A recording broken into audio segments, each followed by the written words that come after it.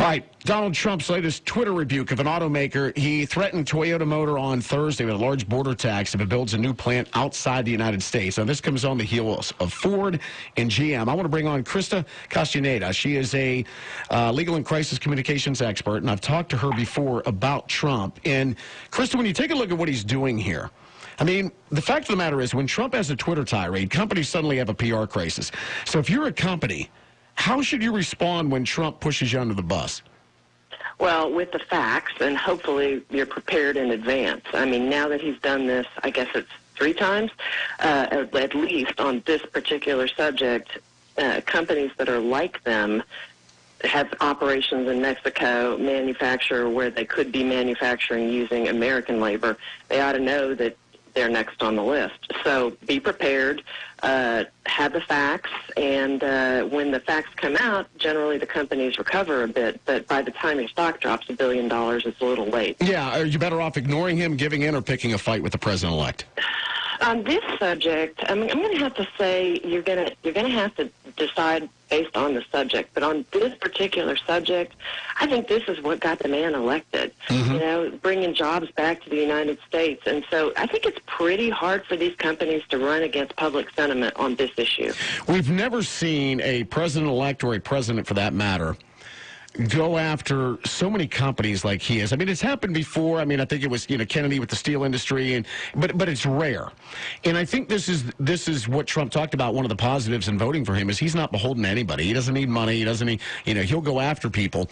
With that said, you take a look at the billions he got in free advertising through just tweeting something or talking. If you're a company and he throws that out there, you can look at it 2 ways. It's number one, I can get not billions, but millions in free advertising and good PR, or I could get millions in bad advertising, bad PR. I think it's an easy decision, and it's easy to realize why Ford, why GM have all of a sudden reversed ground. I think you're exactly right. Now, you got to stand on principle at some level on some subjects, but on this one, getting the facts out there and being sympathetic to this particular message, I think is the right thing to do. As far as the company goes, if you are in the crosshairs of Trump, as we've been talking about, and he tweets something, even if you are right in your mind in what you are doing, should you reverse paths? Again, what are we talking about? What's the topic? There are some things on which I think companies are going to want to take a principled stand because their constituents aren't just the Twitterverse. They've got boards of directors, they've got shareholders, they've got regulators, all kinds of other people that they've got to think about.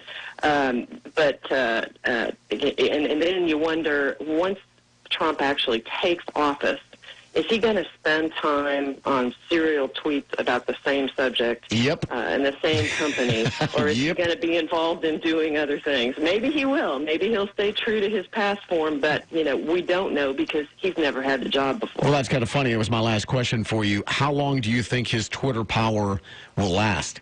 I mean, it's amazing. The guy tweets, and it's headline news everywhere. And it doesn't even matter what the tweet's about. Yeah, and the news people are going to have to decide how interesting this continues to be. I mean, the first or second time, it's a tsunami. The 712th time, does it still get the same legs? Right. I don't know. Chrysta, appreciate it. Thank you. Happy to. Talk to you later. That's Chrysta Castañeda.